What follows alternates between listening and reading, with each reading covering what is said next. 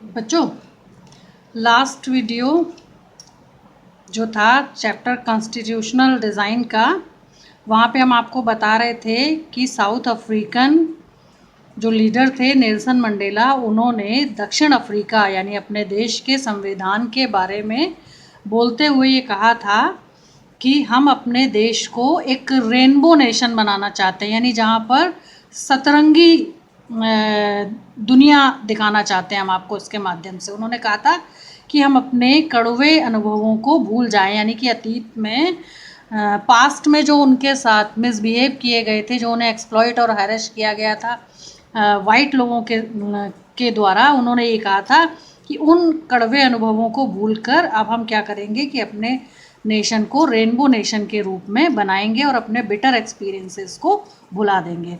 और उन्होंने अपने संविधान पर बोलते हुए कहा था कि the constitution of south Africa speaks of both the past and the future. उन्होंने कहा था कि दक्षिण अफ्रीका का जो संविधान है वो अतीत और भविष्य दोनों को साथ लेकर चलेगा। On the one hand it is a solemn pact in which we as South Africans. उन्होंने कहा था कि दक्षिण अफ्रीका के जो लोग हैं वो बहुत ही सत्यनिष्ठ हैं, इसलिए मैं ये डिक्लेयर करता हूँ कि to one another that we shall never permit a repetition of our racist brutal and repressive past, कि मैं कभी भी परमिशन नहीं दूंगा उन वाइट लोगों को जिन्होंने हमारे साथ अतीत में दुर्व्यवहार किया, क्रूरता की और हमें रिप्रेस किया, यानी हमें दबाया, कुचला, हमारे अधिकारों का उन्होंने हनन किया।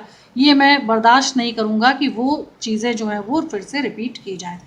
It is also a charter for the transformation of our country. और उन्होंने कहा कि ये जो संविधान है वो एक चार्टर होगा और ये हमारे देश को पूरी तरह से बदल देगा into one which truly shared by all.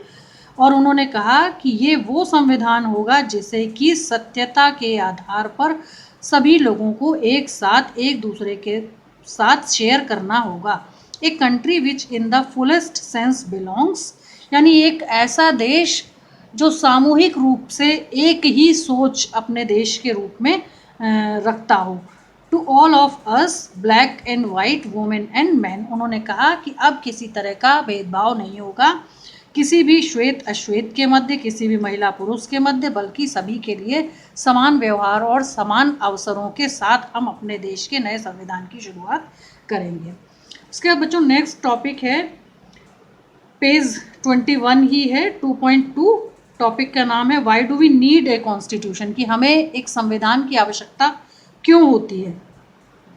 The South African example is a good way to understand why we need a constitution, यानी दक्षिण अफ्रीका का जो एग्जाम्पल है कॉन्स्टिट्यूशन का वो बहुत ही अच्छा उदाहरण है हमें संविधान की आवश्यकता क्यों होती है इस बारे में समझाने के लिए। And what do constitution do, यानी कि और हम इस संविधान के माध्यम से क्या कर सकते हैं। The oppressor and the oppressed. Oppressor means होता है सताने वाला, ऑप्रेस्ड मीन्स होता है सताया गया। In this new democracy were planning to live together, यानी कि इस जो संविधान उनका बनने वाला था उसमें सताए गए व्यक्ति को सताने वाले के साथ मिलकर रहने की योजना के तहत रहना था। यानी कि जो कॉन्स्टिट्यूशन था वो एक प्लानिंग थी कि कैसे ही ऑपरेशर और ऑपरेस दोनों को एक साथ रहना है एज इक्वल्स, यानी कि समान अधिकारों के साथ। It was not going to be easy, ये आसान नहीं था।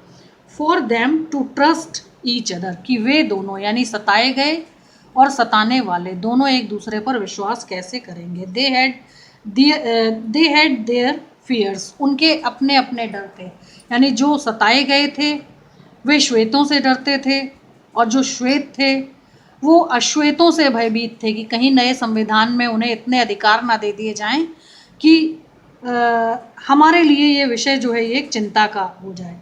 दे wanted to safeguard their interest, वो चाहते थे कि हमारे जो इंटरेस्ट हैं उन्हें भी सुरक्षित रखा जाए, उन्हें भी सेफ गार्ड किया जाए। The black majority was keen to ensure that the democratic principle of majority rule was not compromised.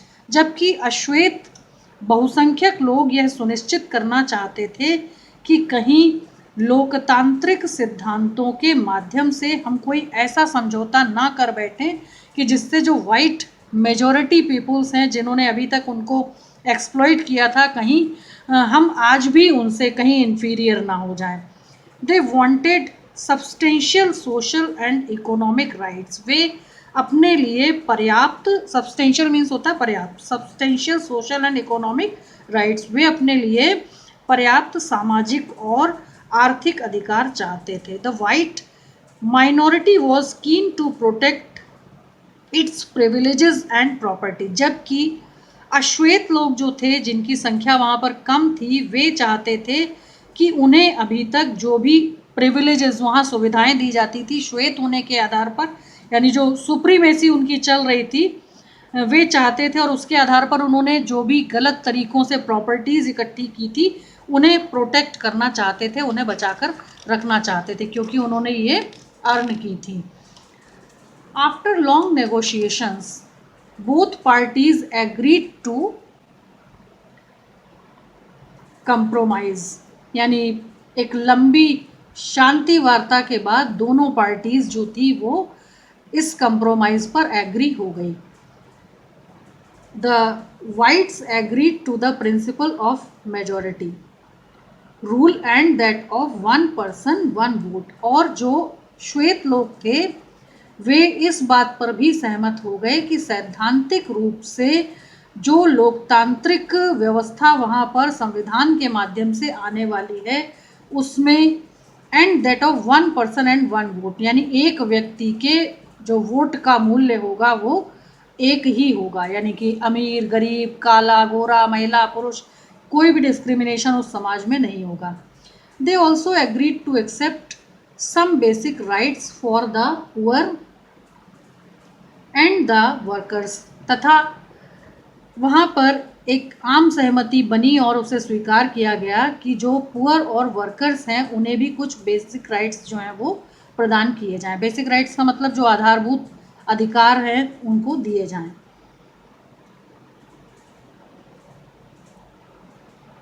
They agreed that the majority would not take away the property of the white minority। और इस बात पर भी सहमति बनी कि जो whites लोग हैं उनकी जो प्रॉपर्टीज़ हैं उन्हें उनसे भी वंचित नहीं किया जाएगा, यानी कि वो उसी के साथ आगे भी रहेंगे। This compromise was not easy, लेकिन ये जो समझौता था ये बहुत ही आसान नहीं था। How was this compromise going to be implemented, कि कैसे ये जो समझौता था कैसे इस पर लोगों की आम सहमति बनी, बाद में कैसे इसे इम्प्लीमेंट किया गया। Even if they managed to trust each other, हालांकि यदि ये जो समझौता था ये लागू किया गया था तो कैसे एक दूसरे पर विश्वास बनाए रखने की ज़रूरत थी, यहाँ पर कैसे उस विश्वास को मैनेज किया जाना था। What was the guarantee that this trust will not be broken in future, तथा ये भी गारंटी वहाँ ब्लैक्स को देनी थी कि किस प्रकार से उनके बीच एक ट्रस्ट यानी एक विश्वास की भावना बनी रहेगी और भविष्य में कभी इस विश्वास को जो वाइट लोग हैं वो टूटने नहीं देंगे। ये बात थी। The only way to build and maintain trust in such a situation, यानी एक ही तरीका था कि श्वेत और अश्वेतों के मध्य विश्वास को बनाए रखने के लिए कि इस सिचुएशन से is to write down some rules of the game that everyone would abide by, यानी कि कैसे धैर्यपूर्वक ये पूरा जो गेम था प्रत्येक को उसमें शामिल किया जाए, कैसे रूल्स को लिखा जाए, कैसे इस सिचुएशन में भी लोगों के बीच ट्रस्ट जो था वो बनाए रखा जाए। These rules lay down how the rulers are to be chosen in future। और ये भी एक महत्वपूर्ण बात थी कि कैसे शासक होंगे जिन्हें शासन में चुना जाएगा, जो भविष्य में साउथ अफ्रीका को एडमिनिस्ट्रेटिव तौर पर ले जाएंगे। These rules also determine what the elected governments are empowered to do and what they cannot do, यानी ये जो शासक होंगे वे कैसे निर्धारण करेंगे कि जो चयनित सरकारें होंगी, जो इलेक्टेड गवर्नमेंट्स होंगी, आर एम्पावर्ड, कि वो बहुत ही सशक्त होंगी, to do and what they can not do, यानी कि वो सशक्त होंगी, उन्हें कैसे सशक्त बनाया जाएगा और उनके सशक्तिकरण के पीछे यानी किस तरह के जो बात है उसको निर्धारित किया जाएगा। Finally these rules decide the rights of the citizen. Finally क्या हुआ कि रूल्स जो थे वो डिसाइड किए गए कि जो राइट्स हैं वहाँ के सिटीजन को वो किस प्रकार से प्रोवाइड किए जाएंगे। These rules will work only if the winner can not change